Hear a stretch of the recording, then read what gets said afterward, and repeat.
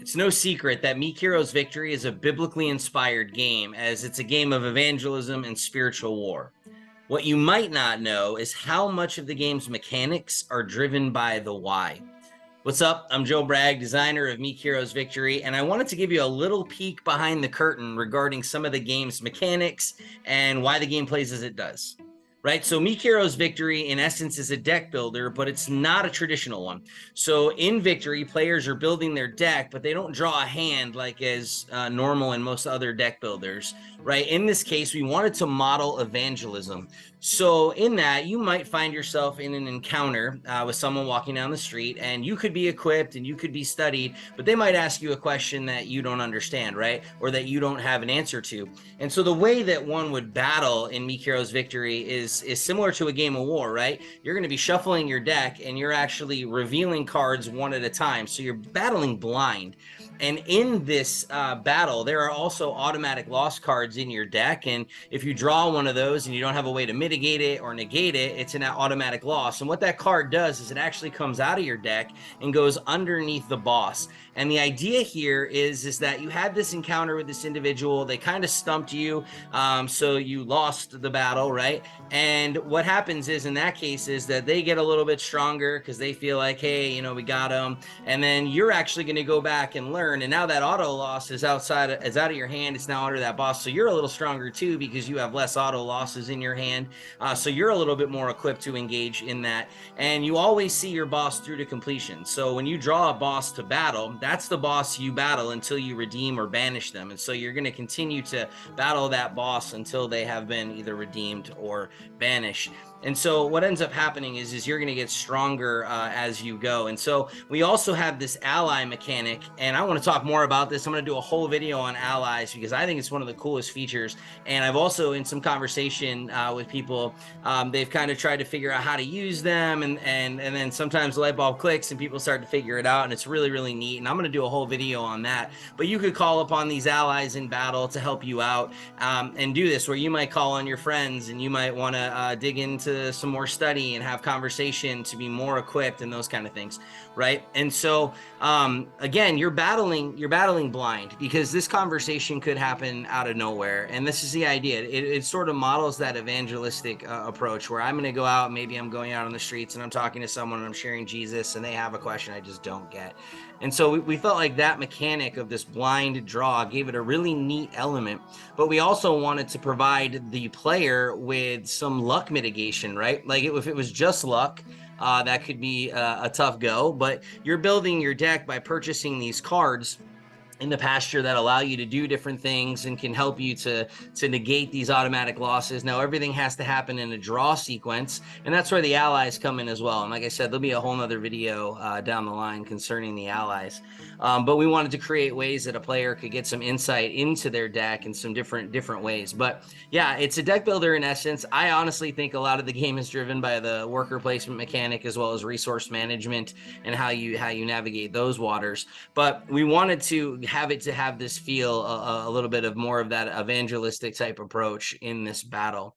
And also too, what you'll note in the game is that there is a trash a card mechanic, right? So as you're building your deck, as you're purchasing these cards, and as you're upgrading your character, what's likely going to happen is you're going to start to get rid of some of these strength point cards.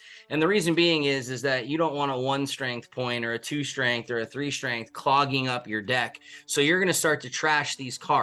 Now, the why behind that what really came through a playtest when a friend had suggested having a trash card element, and his thought is that you start trashing these strength cards, and in essence, you begin to lean less on your own strength and more on God. So as you're purchasing these, these various upgrades and different things that are in here, you're getting stronger because the strength points are higher. They have effects that are doing things and triggering things. And so the idea here is I start to get rid of my strength and I stop leaning on my strength and start resting in God's strength and the might of his hand. And so that's a why that drove a mechanic.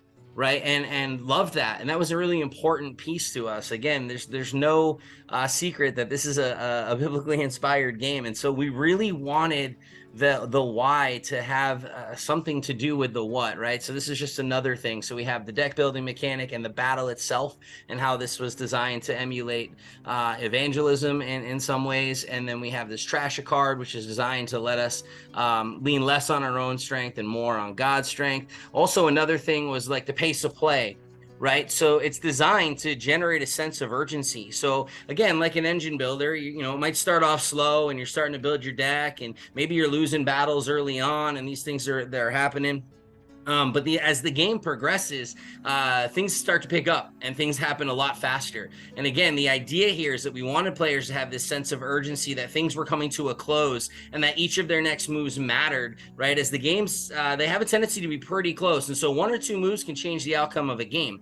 And there are ways to do some take that type elements. Not everyone loves that aspect. We do tell people, hey, if you're not into like the targeted cards or the take that cards, you can remove them.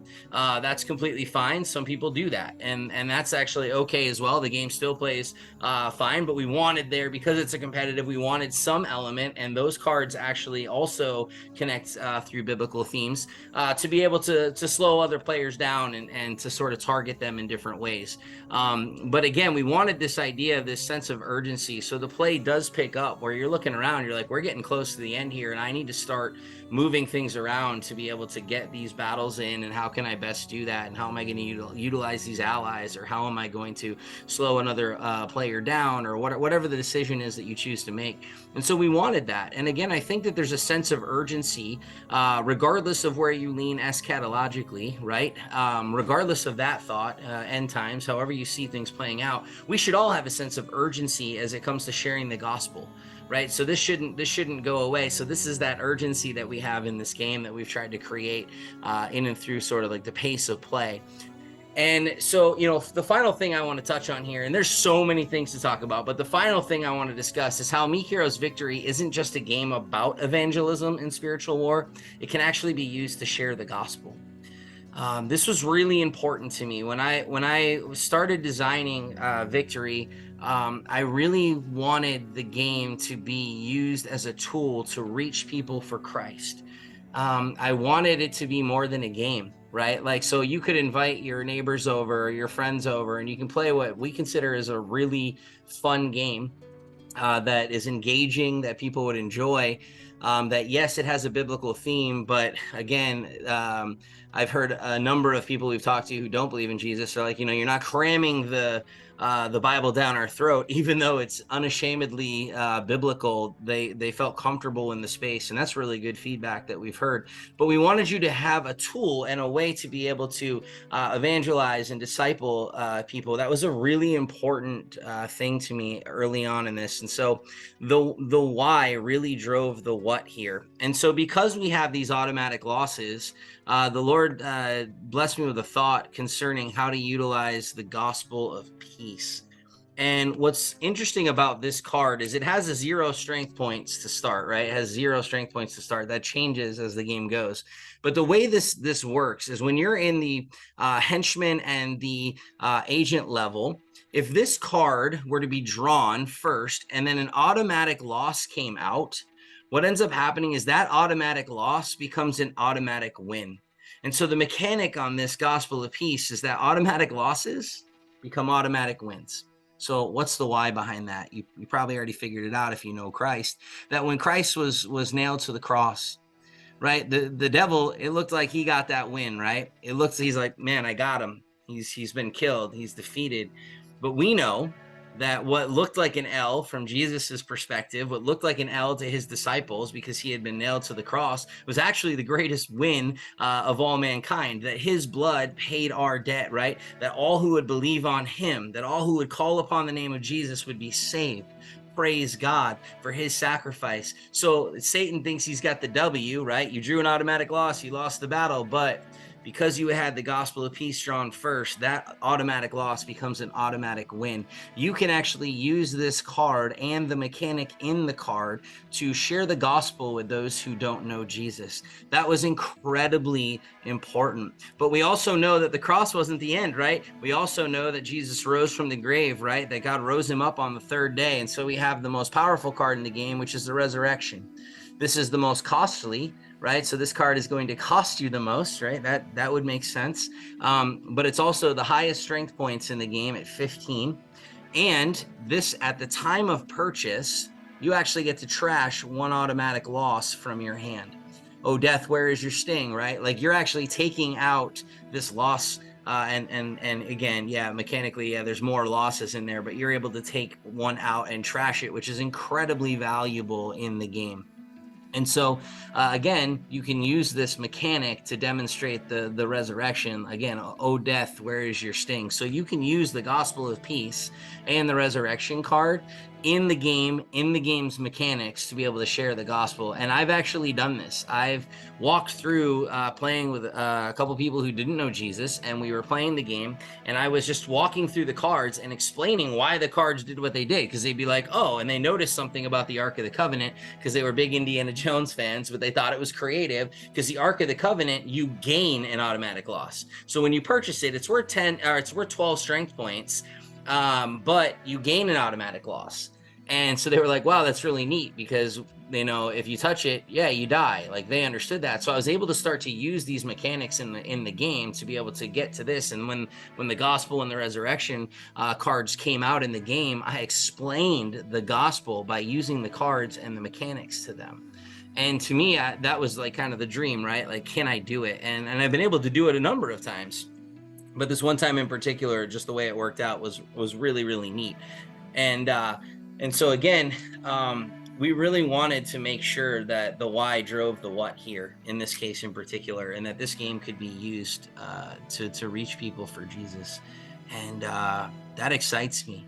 I believe God has called us to be creative in these spaces and meet people where they're at and be all things to all people. And there are people that may not go to church, but they'll come to your house and play a game. They'll come to your house and have a meal. And so we wanted to create a fun space where you could utilize a game, and one that I think people enjoy and are having fun with, to be able to reach people for Jesus. So as I said, there's so much more to discuss. I don't want to spoil everything, but we do hope that you've enjoyed your experience with Meek Heroes Victory. There still are copies available, so if you don't have Victory yet and you're interested, go to our website. If you have any questions, you can go to our website, which is meekheroes.com. That's MEekHeroes.com. Link will be in the description, or you can just email us at meekheroes@gmail.com. Thank you so much for watching. If you have any questions, again, hit us up. We want to talk to you. Be sure to like and subscribe, all that fun YouTube jazzerific jazz. But man, be blessed, God bless, and we hope that you have a fantastic day, as this is the day that the Lord has made. May we rejoice and be glad in it.